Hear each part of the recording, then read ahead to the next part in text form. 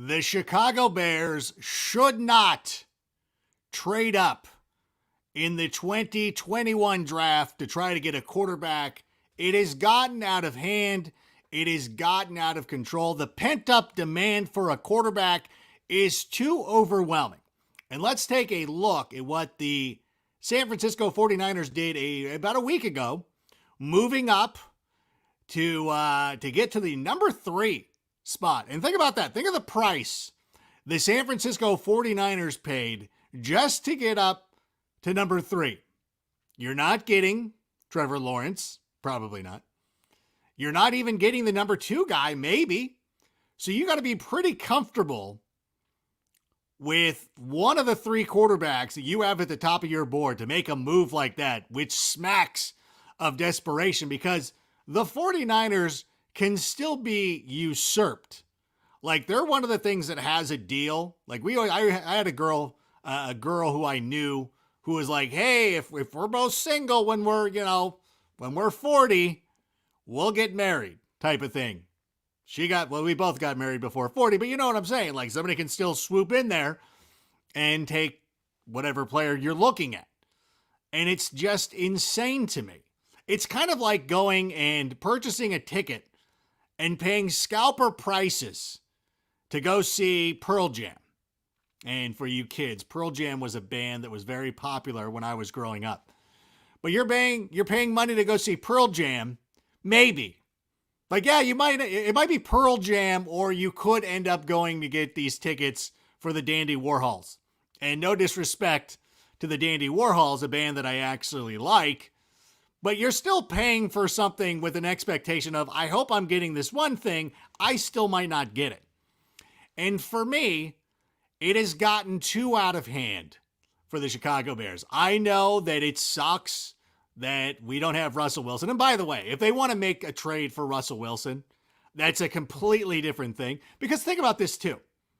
Like, if we traded for Russell Wilson, you know what you're getting. It's kind of like when we traded picks for Khalil Mack. We knew that he was awesome. We knew he was going to come in and dominate. We know what Russell Wilson is. So to pay a huge price for Russell Wilson makes a lot of sense. These top 4 guys, we don't know. We have no idea. And unless you're trading with the Jets, you're not getting your choice of quarterbacks, which is what is insane to me. Why are we, like, quarterbacks could go with the first 4 picks.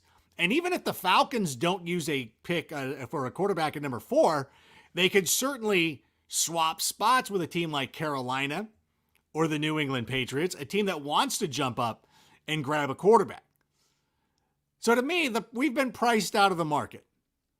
And I know that, a lot, and it sucks. Like, listen, no, you don't have to tell me. It sucks not having a franchise quarterback. And it's something that I've wanted forever. My parents have wanted forever. And I think my parents were alive when Sid Luckman was the quarterback, so they understand what it's like to have a Hall of Fame signal caller. We don't know that. And I know that we're desperate for one. And Andy Dalton does not come out and excite everybody, especially when we thought we were in on Russell Wilson. And we were. We put in a bid for Russell Wilson.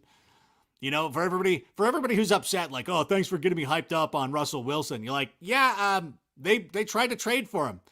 Like, Seattle doesn't have to make that trade. Like, Seattle wasn't obligated to make that trade. So now we're stuck. We're not stuck, but we have Andy Dalton, a credible signal caller in the NFL. Not my first choice. But sometimes when you're driving down a desolate highway, I wouldn't normally stop at Burger King. But if it's the only thing around for 100 miles, well then, God damn it, I'm going to eat a Whopper. And that's what we're doing with Andy Dalton. I wish we would have done that last year. I wish we would have saved the 4th round pick and just signed him. Bill Lazor was on the staff last year. Why not make that move then? Seems about a year too late. But in any event, it is getting ridiculous out there for the quarterback position. And I don't know what a lot of these teams are thinking. I know they're desperate, and that's fine. But the Bears should not play into it. And of course, this, again, if Russell Wilson becomes available, fine.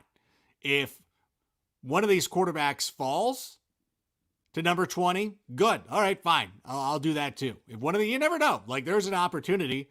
Jordan Love last year was a guy that we thought perhaps could go a little bit earlier than he did before the Green Bay Packers selected him.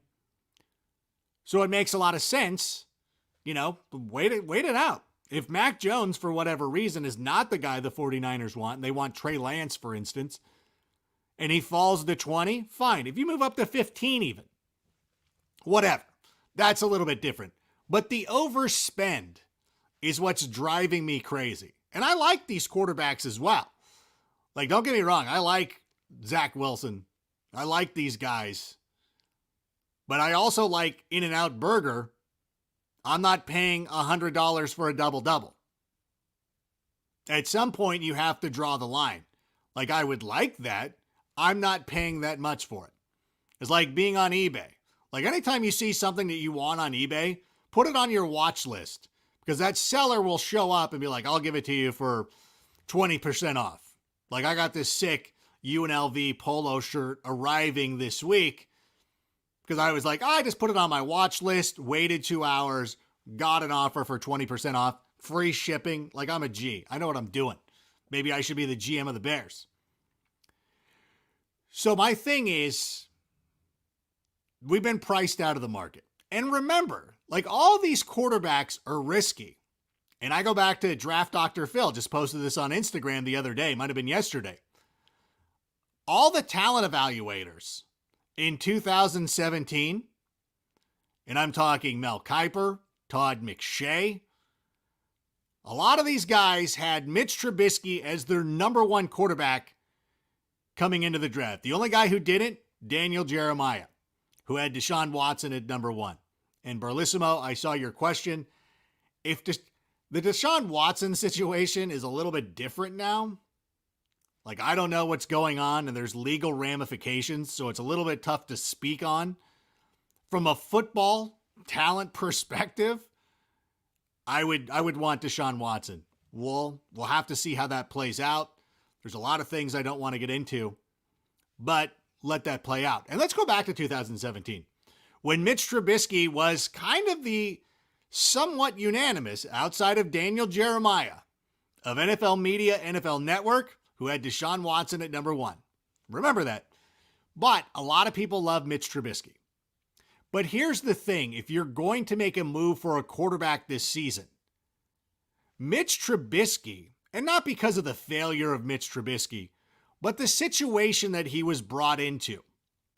They brought in Trubisky with a coach who was kind of on his last legs, who was kind of in win-now mode. John Fox was in what would eventually be his final season with the Chicago Bears. Matt Nagy, despite going to the playoffs in 2 out of the last 3 seasons, is in a very similar situation. So let's say you trade up for Zach Wilson or Mac Jones or whoever. Trevor Lawrence. I don't know. Maybe the Jags get nutty. It doesn't matter. In any event, you're still pigeonholing the possible next coach with a quarterback that he might not even want. So if they trade up for a quarterback and they trade up for Zach Wilson and the team goes 6-10, well, then you fire Matt Nagy, you fire Ryan Pace, you bring in a new GM, you bring in a new head coach, they're going to have to take that quarterback. And they're not going to have any first-round picks to try to get better. To me, it's not fair. Now, if you were going to fire the coach, if they would have fired Matt Nagy and Ryan Pace this year and said, listen, we're clearing the decks and we're going to start over with a new coach and he can pick the quarterback that he wants. You guys can trade all the picks that you want. We're going to put in a 5-year investment. That makes a lot of sense.